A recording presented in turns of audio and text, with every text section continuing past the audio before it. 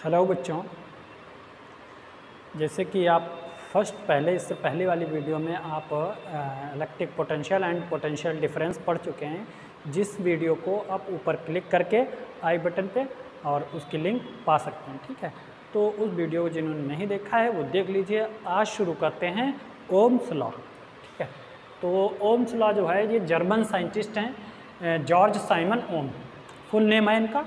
ठीक है, जिसमें जैसे आपको साइंटिस्ट के नेम पे ही कोई लॉ आया है, फिजिक्स मोस्टली। तो जॉर्ज साइमन ओम इनका फुल नेम है, जर्मन फिजिसिस्ट हैं ये, जर्मन के साइंटिस्ट। इसके अकॉर्डिंग हम लॉ के अकॉर्डिंग क्या पढ़ रहे हैं, according to Ohm's law the potential difference, मैंने इन शॉर्ट में पीडी लिखा है, the potential difference across the ends of conductor is directly proportional to the current flowing through it provided its temperature remains the same और constant। thus V potential difference को हम V या delta V से denote करते हैं, book में आपको V से मिलेगा। तो V is directly proportional to I। इस डेफिनेशन को याद रखने के लिए आपको ये इतना रिलेशन याद रखना है, V is directly proportional to I। और जब हम प्रोपोर्शनल का साइन हटाते हैं और इसकी जगह हम इक्वल का साइन लाएंगे तो एक कांस्टेंट आ जाता है, जिसे यहाँ पर V equal to I R. ठीक है, क्या लिख दिया R, where R is a constant for the given conductor at given temperature and is called its resistance. Its मतलब इस कंडक्टर का, इसको रेजिस्टेंस इसको कहते हैं, R जो है रेजिस्टेंस है। ठीक है, तो नोट करते हैं इसे आप लोग, और नोट करते रहिए साथ में। ठीक है, आपको नोट्स में मिलेंगे। ये तो ओम्स लॉ के अकॉर्डिंग है कि किसी भी कंडक्टर के अक्रॉस जो पोटेंशियल डिफरेंस है वो उस कंडक्टर में फ्लो होने वाले करंट के डायरेक्टली प्रोपोर्शनल होता है। ठीक है, बट टेम्परेचर जो है वो कांस्टेंट रहना चाहिए। ये तो ओम्स लॉ के अकॉर्डिंग डेफिनेशन हो गई। इसमें जो R आया है, यहाँ से देखिए V is equal to I R. अगर हम R की बात करें,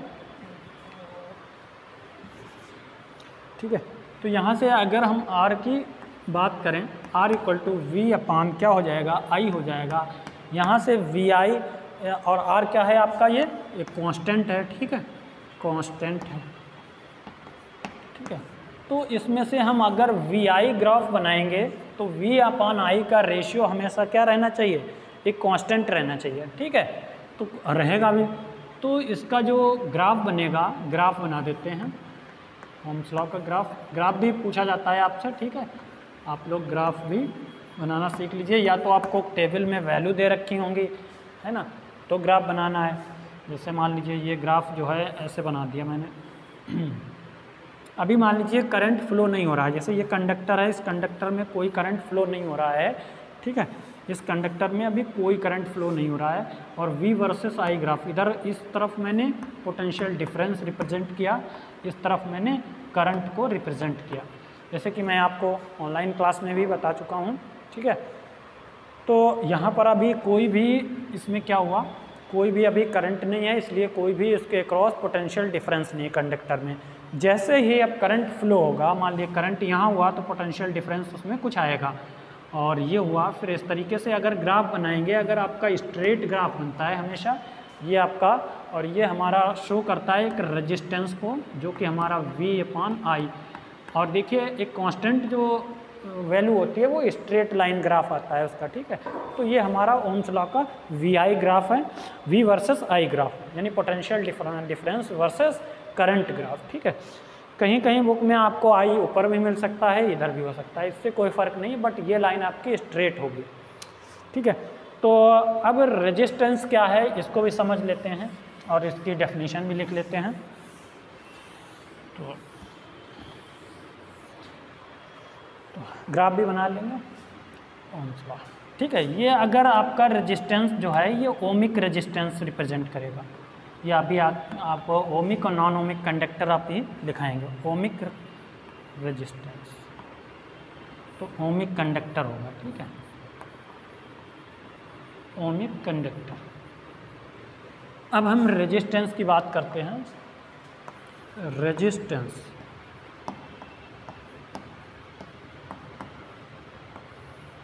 इसको हम R से डिनोट करते हैं, रेजिस्टेंस को कैपिटल R से, ठीक है। किसी और रेजिस्टेंस होता क्या है, किसी भी रेजिस्टेंस जो है वो it is a property of conductor to resist the flow of charges, flow of current. Metal है तो उसमें जो करंट चार्ज फ्लो हो रहा है उसको रेसिस्ट करने की ये उसकी अंदर की प्रॉपर्टी है। तो हर कंडक्टर की अपनी अलग प्रॉपर्टी होगी।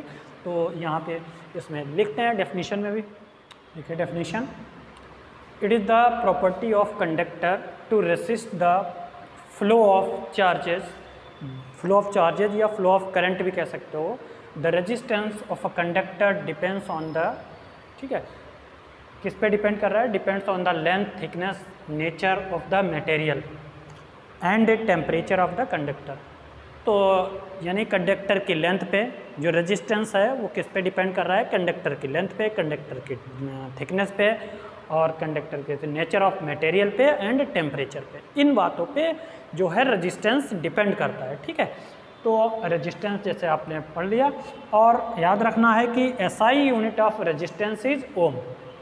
SI unit of resistance is ohm. It is denoted by the Greek letter, symbol है ग्रीक लेटर ओमेगा, और ठीक है ये ओमेगा जो ग्रीक लेटर, इस सिंबल से इसको डिनोट किया जाता है इसकी यूनिट को। और डिफाइन 1 ओम, जैसे आपसे कभी पूछा जाए कि डिफाइन 1 ओम, मोस्टली इतना इंपॉर्टेंट नहीं, डिफाइन 1 वोल्ट, डिफाइन 1 एम्पियर, ये सभी किए हैं, ये भी करना है। तो if the potential difference across the conductor is 1 volt and the current through it is 1 ampere, sorry यहाँ 1 एम्पियर हो, 1 एम्पियर, ठीक है, then the resistance of the conductor is 1 ohm. अगर किसी कंडक्टर के अक्रॉस पोटेंशियल डिफरेंस 1 वोल्ट हो और उसमें फ्लो होने वाला करंट भी 1 एम्पियर हो, तो उसका जो रेजिस्टेंस होगा 1 ओम होगा। कितना होगा, 1 एम्पियर करंट हो, 1 ओम उसका कंडक्टर का 1 अक्रॉस में 1 वोल्ट पोटेंशियल डिफरेंस हो, तो उसमें जो उसका रेजिस्टेंस होगा वो 1 ओम होगा, ठीक है। अगर आप देखें तो 1 ओम इक्वल टू आपका इस तरीके से V/I होता है ना, V/A, ये भी 1 वोल्ट है, ये आपका वोल्ट अपान में ampere, 1 volt upon 1 ampere this is equal to 1। तो ये ऐसे आप नोट करिए। Now difference between ohmic and non ohmic resistances, ठीक है। तो फर्स्ट पॉइंट है कि इट ओबेज ओम्स लॉ। जो ओमिक रेजिस्टेंस होंगे ऑब्वियसली ओम्स लॉ को ओबे करेंगे, फॉलो करेंगे, ठीक है। जो नॉन ओमिक रेजिस्टेंस होगा जिस कंडक्टर का, वो कैसा, it does not obey Ohm's law, वो ओम्स लॉ को फॉलो नहीं करेगा, ठीक है। अब इसमें क्या है कि ओमिक रेजिस्टेंस जो है इसका R = V/I होगा और इसका R = delta V/ΔI। Delta V मतलब वेरिएबल होगा, ठीक है।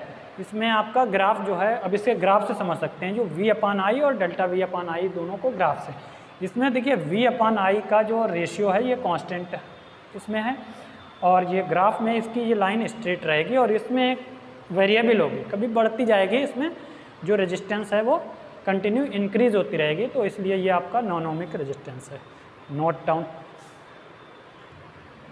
Now numerical related on the topic of Ohm's law. तो ओम्स लॉ के टॉपिक पे रिलेटेड न्यूमेरिकल्स है, ठीक है। कुछ 1-2 न्यूमेरिकल कर लेते हैं, इसके बाद नेक्स्ट वीडियो में आपको रेजिस्टिविटी और रेजिस्टेंस में डिफरेंस, रेजिस्टिविटी पहले समझाएंगे क्या होती है और दोनों में डिफरेंस समझाएंगे, जो कि हम लाइव क्लास में आपको पढ़ा चुके हैं। और फिर पैरेलल सीरीज़ वो भी करवाएंगे, ठीक है, कंटिन्यू धीरे धीरे। बट अब आज जो है an electric bulb draws 2.5 ampere current at 10 volt question है। तो सबसे पहले क्वेश्चन देखिए, फिजिक्स में न्यूमेरिकल करना बहुत आसान हो जाएगा आप लोग अगर प्रैक्टिकली सोचेंगे, ठीक है। बहुत आसानी से सारे फार्मूले याद हों, ठीक है। कैलकुलेट, तो सबसे पहले आप वैल्यू आप नोट करिए कि गिवन क्या क्या है और हमें क्या कैलकुलेट करना है। आपके पास 2 क्वेश्चन है, what is given in the question and what will you have to find in the question. Question में आपको क्या गिवन है और क्या फाइंड करना है। पहले आप इतना कॉन्सेप्ट अगर क्वेश्चन में समझ जाते हैं तो फिजिक्स में न्यूमेरिकल आसानी से हो जाएगा। तो जैसे आपका है, इसमें गिवन है कि draw the current, current given है, तो I = 2.5 एम्पियर, ठीक है। करंट एट 10 वोल्ट, 10 वोल्ट आपका पोटेंशियल डिफरेंस। ये तो बहुत सिंपल सा है क्वेश्चन। अभी आगे जो है रजिस्टिविटी उससे रिलेटेड, वहाँ से क्वेश्चन एग्ज़ाम में भी आ सकते हैं लॉन्ग में। और आगे जो हीट एनर्जी इसी में वो heating effect of electric current, वहाँ से न्यूमेरिकल हैं, उसमें थोड़े फॉर्मूले जो हैं तो वहाँ से। और हाँ, बिल निकालना बताएंगे, इलेक्ट्रिक जो है ये बिल, तो जो कॉमर्शियल यूनिट है वो बताएंगे, उसमें बिल निकालना बताएंगे। तो वहाँ से थोड़े लॉन्ग क्वेश्चन हैं लेकिन है सिंपल, ठीक है। तो ये सिंपल, ये तो बहुत सिंपल है, फर्स्ट क्लास के हैं। तो I इक्वल टू 2.5 एम्पियर और V इक्वल टू 10 वोल्ट, ये पोटेंशियल डिफरेंस 10 वोल्ट है इतना। कैलकुलेट क्या करना है, फाइंड करना है आपको resistance R equal to question mark, ठीक है। अब आपके पास V और I और R तीन वैल्यू हैं। अभी अभी बिल्कुल आपने फॉर्मूला पढ़ा है कि ओम्स लॉ में V equal to I R, तो वहाँ से हम R कैलकुलेट कर सकते हैं because of you know two values in according to formula. तो I और V की वैल्यू आपको फार्मूले के अकॉर्डिंग पता है, बस R नहीं मालूम है। जब एक वेरिएबल फार्मूले में अननोन नहीं पता है तो वो हम कैलकुलेट कर सकते हैं। तो बाई ओम्स लॉ, चलिए ओम्स लॉ में क्या कहते हैं हम लिखते हैं V इज इक्वल टू, इधर लिखते हैं V is equal to I R. हमें R कैलकुलेट करना है तो हम R इक्वल टू लिख सकते हैं V अपान में I, ये तो हमने, ठीक है, इसको ड्राइव कर दिया V अपान I। तो V की वैल्यू लिखते हैं। देखिए एक चीज़ और भी ध्यान रखिए, क्वेश्चन करते टाइम यूनिट पहले चेक कर लिया करिए, ठीक है। मैंने नहीं, जैसे देखिए ये SI यूनिट है करंट की, एम्पियर SI यूनिट है, वोल्ट SI यूनिट है। तो SI यूनिट जो लिखा रहे हैं हम, वही यूनिट आपको न्यूमेरिकल में होना चाहिए। नहीं है तो पहले कन्वर्ट कर, जैसे यहाँ पर मिली एम्पियर होता तो एम्पियर में कन्वर्ट करके फिर वैल्यू पुट करते। तो ये चीज़ें आपको ध्यान रखना है क्वेश्चन में। तो V की वैल्यू लिखिए 10 अपान में आपने 2.5 लिखा, तो ये 100 अपान में 25 हो गया, ठीक है। तो 4 आ गया, कैलकुलेट करिए, तो ये आपका 4 आ गया, ठीक है 4। तो R इक्वल टू कितना आ गया 4 ओम। और लास्ट में यूनिट जरूर लिखें, जब भी एग्ज़ाम में न्यूमेरिकल सॉल्व करें तो 4 ओम यूनिट उसकी ज़रूर लिखें। इसका हो गया 4 ohm, note down. Next question देखिए, 3.24 into 10⁻⁻4 joule of work is done in bringing a charge of 3 into 10⁻⁻8 coulomb from one point to another, calculate the potential difference the points, ठीक है। तो क्वेश्चन जो है आपके सामने है, और जो अभी मैंने आपको फार्मूला बताया है उसको फॉलो करिए। क्या बताया था कि क्वेश्चन में सबसे पहले क्या गिवन है, ठीक है, पहचानिए जूल। जूल एनर्जी होती है, वैसे भी एनर्जी भी होती है, वर्क भी होता है। जूल जो है एनर्जी की भी यूनिट है और वर्क की भी यूनिट है। तो यहाँ पर लिखा हुआ है जूल ऑफ वर्क, तो W इक्वल टू आपको गिवन है, गिवन क्या क्या है, given W equal to 3 point यानी वर्क डन 24 इंटू 10⁻⁻4 जूल, ये तो हो गया। उसके बाद में in a bringing of charge of 3 into 10⁻⁻8 coulomb, 3 into 10⁻⁸ coulomb जो है ये चार्ज, ठीक है। तो Q इक्वल टू आपको गिवन है, Q चार्ज होता है 3 इंटू 10⁻⁸ कोलम, ठीक है, from one point to another. अब कैलकुलेट क्या करना है आपको, पोटेंशियल डिफरेंस, डेल्टा V या V लिख सकते हो, ठीक है। V equal to question mark, V निकालना है। अब आपने W और V और Q में कोई रिलेशन पढ़ा है, इससे पहले फर्स्ट वीडियो में या सेकंड वीडियो में हम बता चुके हैं, जहाँ पर आपको इलेक्ट्रिक, इससे पहले वाली वीडियो में हाँ आपको जो इलेक्ट्रिक पोटेंशियल और पोटेंशियल डिफरेंस, उसमें आपको बताया है potential difference V is equal to या delta V is equal to W upon Q। तो आपको बताया है, since we know that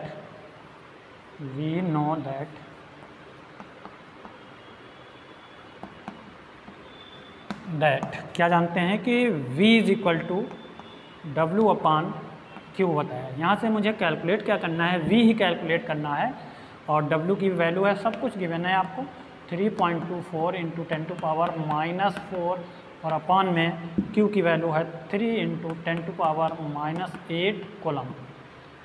unit अभी ना लिखिए, बाद में हम लिख देंगे, पहले इसे सॉल्व कर देते हैं। तो ये आपका हो जाएगा, ये 10⁻⁸ ऊपर आएगा, प्लस हो जाएगा, तो 3.24 अपॉन में 3 इंटू 10⁻⁻4 प्लस 8, 3 से डिवाइड करेंगे, 3 1 जा, पॉइंट लगाएंगे 0, 3 8 जा, ठीक है। और इधर आपका आ जाएगा V इज इक्वल टू 1.08, शायद ये हम क्वेश्चन आपको करवा चुके हैं, 10⁴ बचेगा, ठीक है। क्या आएगा? वोल्ट। तो 1.08 10⁴ वोल्ट, ठीक है। तो ये आपका आंसर हो गया, इसे नोट कर लीजिए, ठीक है। और सपोर्ट करिए, ठीक है मुझे। और आप ये वीडियो अपने फ्रेंड्स में भी शेयर कर दीजिए, उन लोगों की हेल्प हो जाए, ठीक है। तो नोट करके सिलेबस, थैंक्स।